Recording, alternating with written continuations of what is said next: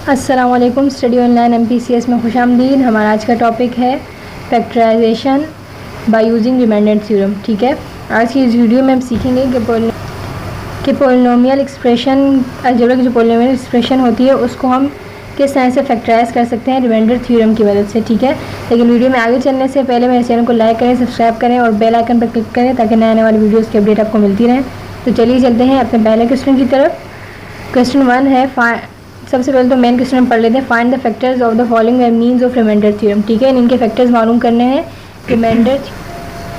Remainder theorem को use करते हुए। ठीक है, अब हमें क्या करना है, सबसे पहले हम इसको let p x equal to x cube plus x square minus 2। ठीक है, हमने पी एक्स के इक्वल ले लिया इसको। ठीक है, जो हमें पोलिनोमियल एक्सप्रेशन दी थी। अब हमें इसका जो है इस पोलिनोमियल का रूट मालूम करना है। हम इसका रूट किस तरह से मालूम करेंगे?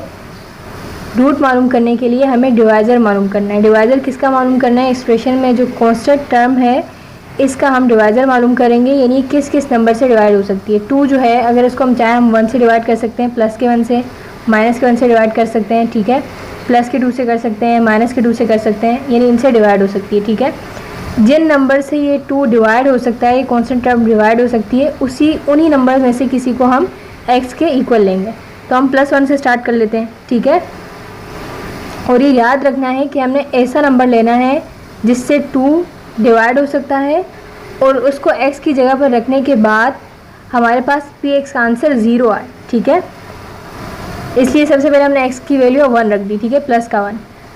अब हमने इसको x की वैल्यू की जगह, जहाँ जहाँ x है उसकी जगह 1 यानी उसकी वैल्यू पुट कर देनी है। ठीक है, उसी तरह से एक्सप्रेशन में हमने x की जगह में 1 पुट कर दिया। ठीक है, p bracket 1 bracket close plus 1 cube plus 1 square minus 2। ठीक है, जहाँ जहाँ x है यानी हमने वहाँ 1 लगा दिया। ठीक है, अब क्यूब है तो हमने 1 को 3 टाइम करके लिखा, मल्टीप्लाई किया तो 1 ही आया। इसी तरह से 1 पे स्क्वायर है तो हमने 1 को 2 टाइम करके लिखा तो तब भी हमारे पास 1 ही आया, प्लस का 1 आया। ठीक है, और साइड पे जो -2 था वो हमने उसी तरह से नीचे लिख दिया।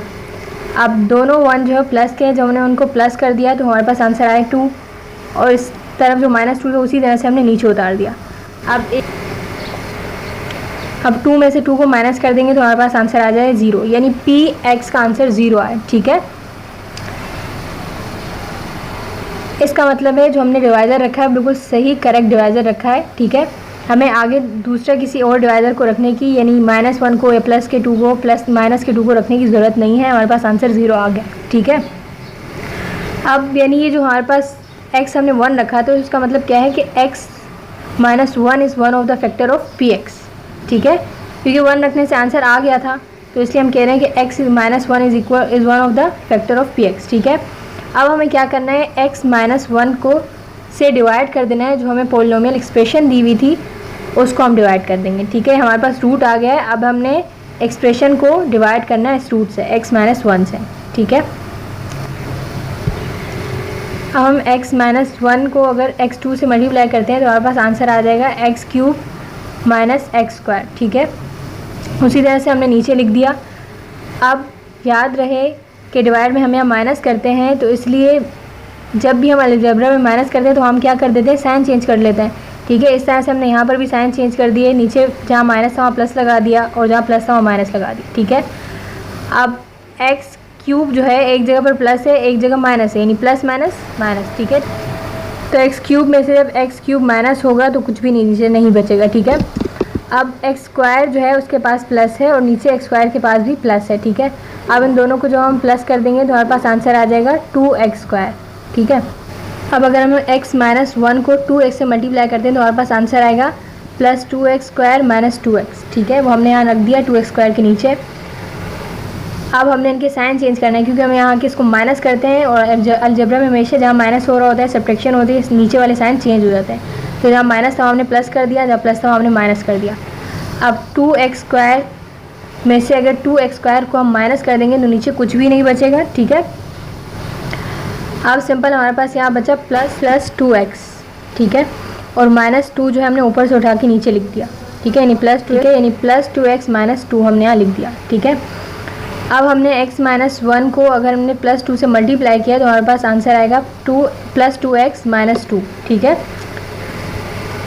अब हम नीचे वाले नंबर्स के साइन चेंज कर देंगे। जहाँ माइनस है वहाँ प्लस कर दिया, यहाँ प्लस है वहाँ माइनस कर दिया, ठीक है। अब प्लस माइनस माइनस 2 में से 2 जाएगा तो कुछ भी नहीं बचेगा, ठीक है। इसी तरह से 2x प्लस का है और 2x माइनस का है, प्लस माइनस माइनस आपस में कट जाएंगे तो नीचे कुछ भी नहीं बचेगा।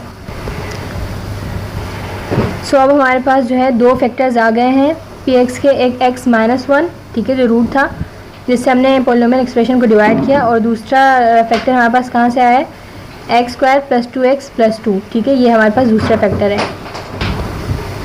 कुछ क्वेश्चन में ये दूसरा फैक्टर जो है मज़ीद अगर हम इसको फैक्टराइज कर सकते हैं तो हम इसको फैक्टराइज करते हैं, लेकिन अगर आप दूसरे फैक्टर को और करें तो उसको मज़ीद फैक्टराइज नहीं कर सकते, इसलिए हम इसको और फैक्टर्स नहीं बनाएंगे।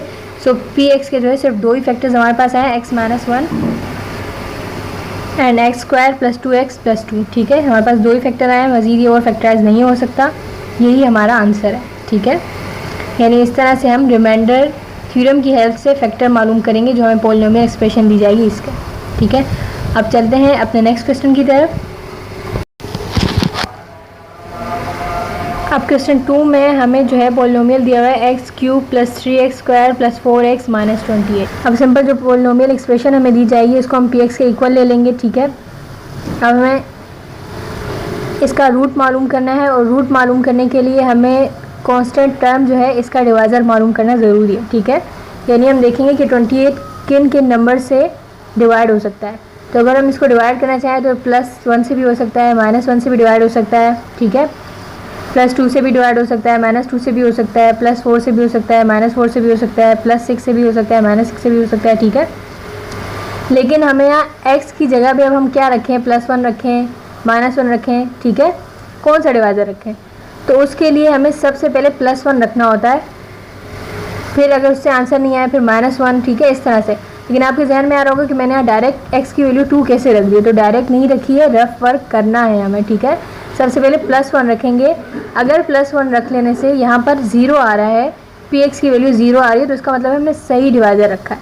लेकिन अगर 0 नहीं आ रही तो फिर हम कोई और रखेंगे, x की वैल्यू कोई और रख देंगे। +1 से नहीं आ रहा तो -1 से करेंगे, -1 से नहीं आ रहा तो +2 से करेंगे, +2 से भी अगर यहाँ 0 नहीं आ रहा तो -2 से करेंगे, ठीक है। लेकिन रफ वर्क हमने करके देखा तो +1 से भी नहीं आ रहा, -1 से भी नहीं आ रहा, ठीक है।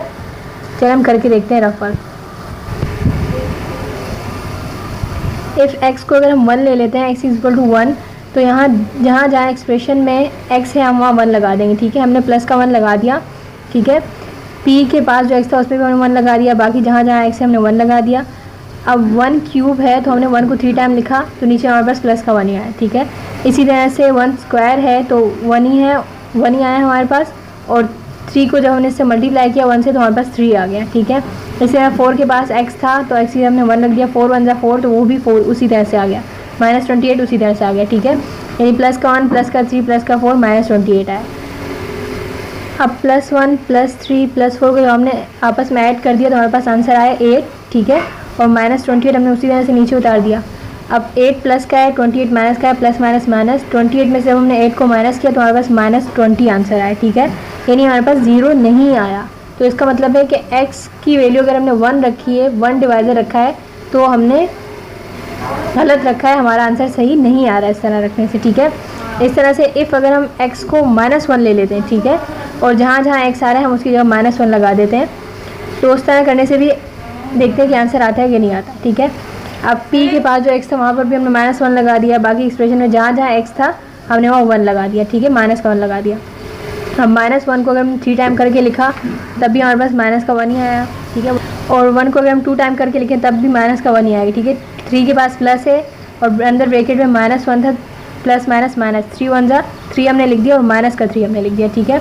इस तरह से प्लस का 4 उसी तरह से हमने लिख दिया, माइनस का 28 भी उसी तरह से लिख दिया। अब 1 भी माइनस का है, 3 भी माइनस का है, ठीक है। तो माइनस माइनस प्लस हो जाएंगे तो हमारे पास आंसर आएगा -4, ठीक है।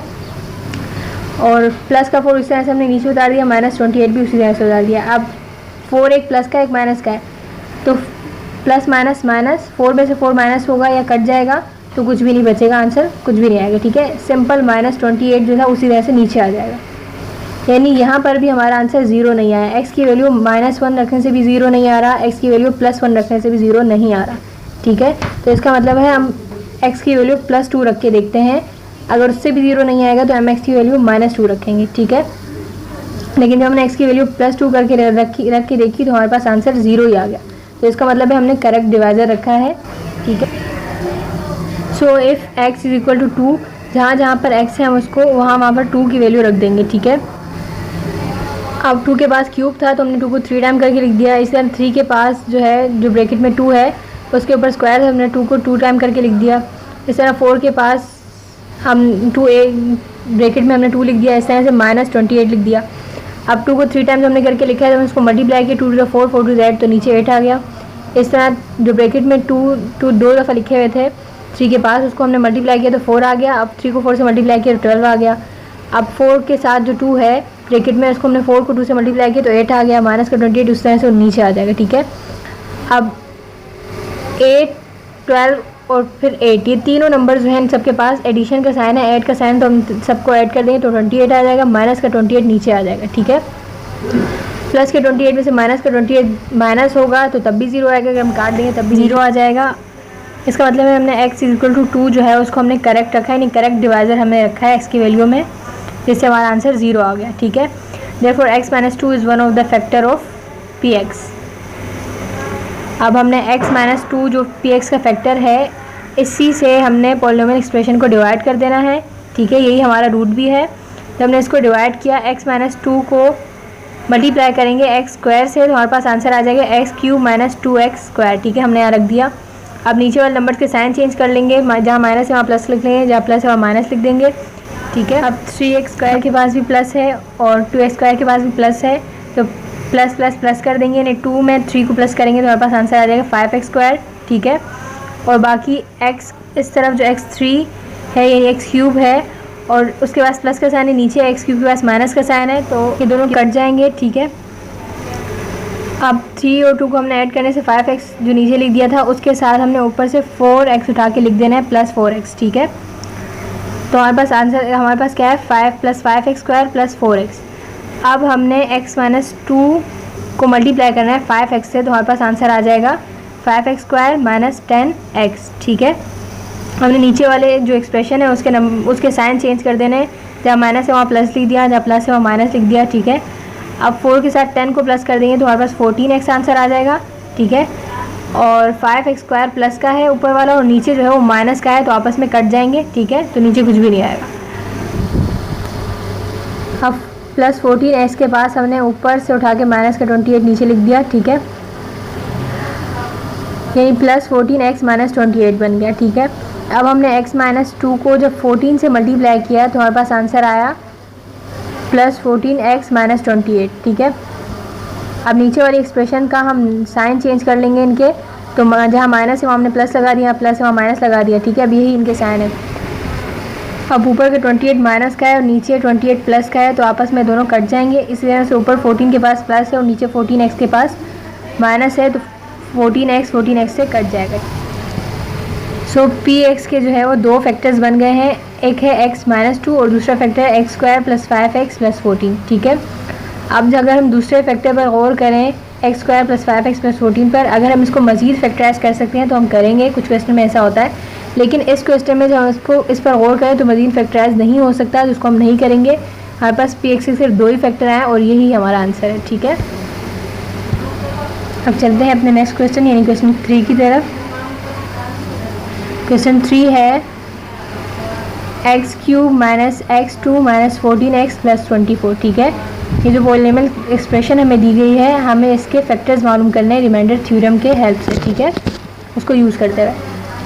तो let px is equal to x³ - x² plus 14x - 24, यानी जो हमें पॉलिनोमियल एक्सप्रेशन दी गई थी हमने इसको px के इक्वल ले लिया, ठीक है। अब हमें यहाँ पर इस पॉलिनोमियल एक्सप्रेशन का जो है वो हमें रूट मालूम करना है, लेकिन रूट हम कैसे मालूम कर सकते हैं। सबसे पहले हमें डिवाइज़र मालूम होना चाहिए, और किसका डिवाइज़र मालूम होना चाहिए 24 का, जो हमें कांस्टेंट टर्म दी जाती है एक्सप्रेशन में, उसका हम डिवाइज़र मालूम करते हैं। तो 24 को अगर हम डिवाइड करना चाहें तो हम उसको +1 से भी डिवाइड कर सकते हैं, -1 से भी कर सकते हैं, +2 से भी कर सकते हैं, -2 से भी कर सकते हैं। इस तरह से हम इसको +3 से भी कर सकते हैं और -3 से भी कर सकते हैं, ठीक है। लेकिन हमने यहाँ कौन सा डिवाइज़र रखना है, कौन सा डिवाइज़र ऐसा होगा जिसको अगर हम x की वैल्यू के तौर पे रखें तो हमारे पास आंसर नीचे 0 आएगा, ठीक है। तो हम डायरेक्ट 2 रख देंगे क्या या नहीं, इस तरह से। इस क्वेश्चन को अगर हम और से देखें, मैंने डायरेक्ट 2 रखा तो डायरेक्ट 2 नहीं रखा। सबसे पहले मैंने रफ वर्क किया है। सबसे पहले मैंने +1 रख के देखा तो उस तरह से भी यहाँ 0 नहीं आ रहा था। फिर मैंने -1 रख के देखा तो उस तरह से करने से भी यहाँ 0 नहीं आ रहा था। फिर मैंने x को +2 के इक्वल लिया, ठीक है। तो चलिए पहले हम रफ वर्क कर लेते हैं। +1 -1 रख के देख लेते हैं कि हमारा आंसर 0 आ रहा है कि नहीं, ठीक है।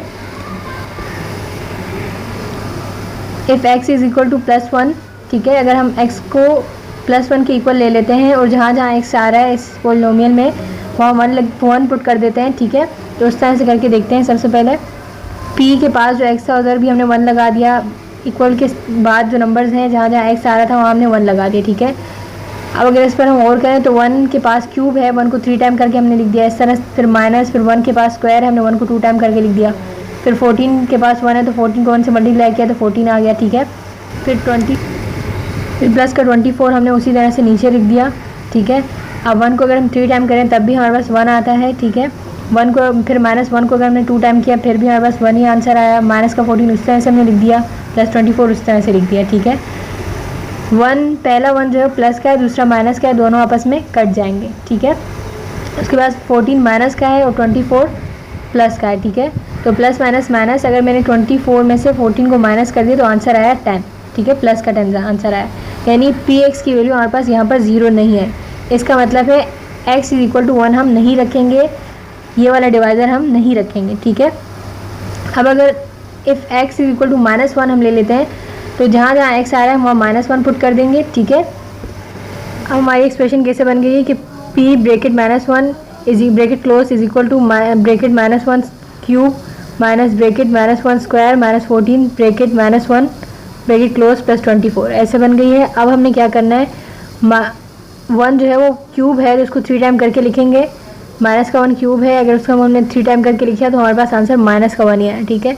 इस तरह से -1 के पास स्क्वायर है, उसको हमने 2 टाइम करके लिखा तो तब हमारे पास आंसर प्लस का 1 आया। क्यों? क्योंकि ब्रैकेट के बाहर माइनस था और ब्रैकेट के अंदर 1 के पास भी माइनस था। माइनस माइनस प्लस हो जाएगा, हमारे पास आंसर आएगा प्लस का 1, ठीक है।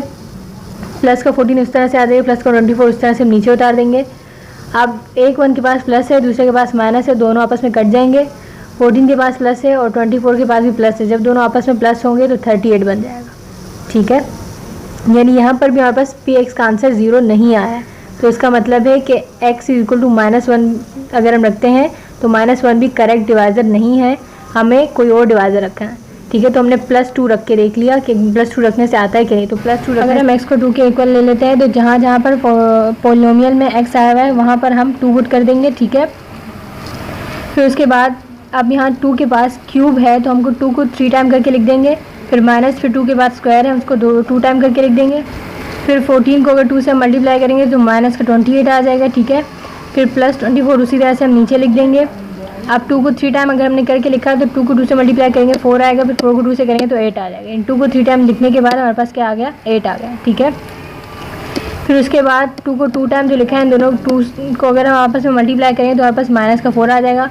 फिर माइनस का 28 उस तरह से नीचे आ जाएगा और प्लस का 24 आ जाएगा, ठीक है। अब +8 में से 4 को माइनस कर देंगे तो हमारे पास आंसर प्लस का 4 आ जाएगा। प्लस अब -28 जो है उसमें से 4 को माइनस कर देंगे तो हमारे पास आंसर आ जाएगा -24, ठीक है।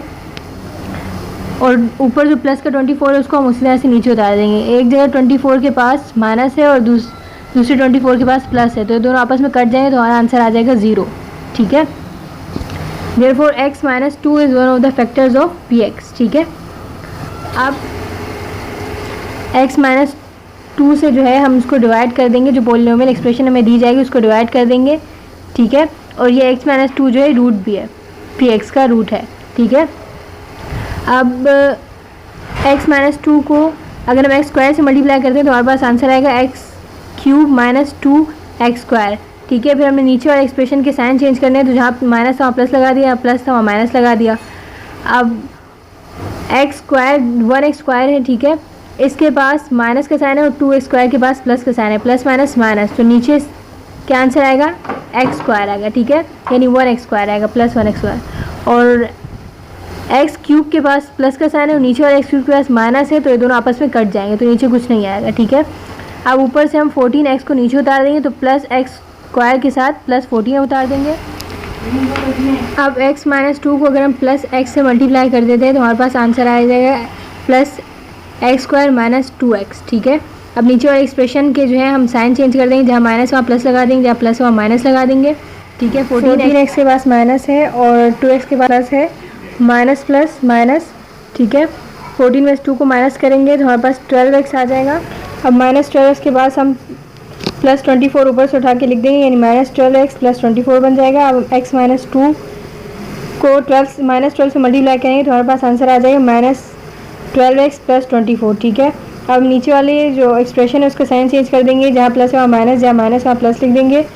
ऊपर 24 के पास प्लस है, नीचे वाले 24 के पास माइनस, तो दोनों आपस में कट जाएंगे। इस तरह ऊपर 12 के पास माइनस है और नीचे 12 के पास प्लस है, तो दोनों आपस में कट जाएंगे। ठीक है, तो हमारे पास पी एक्स के दो फैक्टर आ गए हैं, एक एक्स माइनस 2, ठीक है, और दूसरा फैक्टर है x square plus x minus 12। ठीक है, हम देखेंगे कि जो पी एक्स का दूसरा फैक्टर है हम इसको फर्दर और फैक्टराइज कर सकते हैं या नहीं कर सकते, लेकिन अगर हमने इस पर और किया तो इससे मालूम हो रहा है कि हम इसको फर्दर फैक्टराइज कर सकते हैं। ठीक है, तो चलिए हम इसको फर्दर फैक्टराइज करके देखते हैं दूसरे फैक्टर को।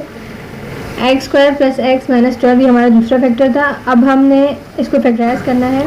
यहाँ हमने x की जगह पर ऐसे कोई दो नंबर्स रखने हैं जिसको प्लस या माइनस कर देने से हमारे पास प्लस का 1x है या प्लस का x है। ठीक है, तो हम ऐसे नंबर यहाँ रखेंगे, लेकिन याद रहे वो नंबर ऐसे नंबर हो कि जिनको मल्टीप्लाई करने से 12 बनता है। तो अगर 4 को 3 से मल्टीप्लाई करें तो 12 बन जाता है, और अगर 4x में से 3x माइनस कर देते हैं तो 1x आ जाएगा। ठीक है, तो हम यहाँ 4x माइनस 3x रख देंगे, फिर इसको फैक्टराइज करेंगे तो हमारे पास x प्लस 4 और x माइनस 3 का आंसर आ जाएगा। ठीक है, अब जो है पी एक्स के कितने फैक्टर्स बन गए, 3 फैक्टर बन गए। एक वो फैक्टर जो सबसे पहले हमें मिला था, और बाकी 2 फैक्टर्स वो फैक्टर है जो सेकंड फैक्टर को फैक्टराइज करने के बाद हमें हासिल हुआ है, यानी x माइनस 3 और x प्लस 4।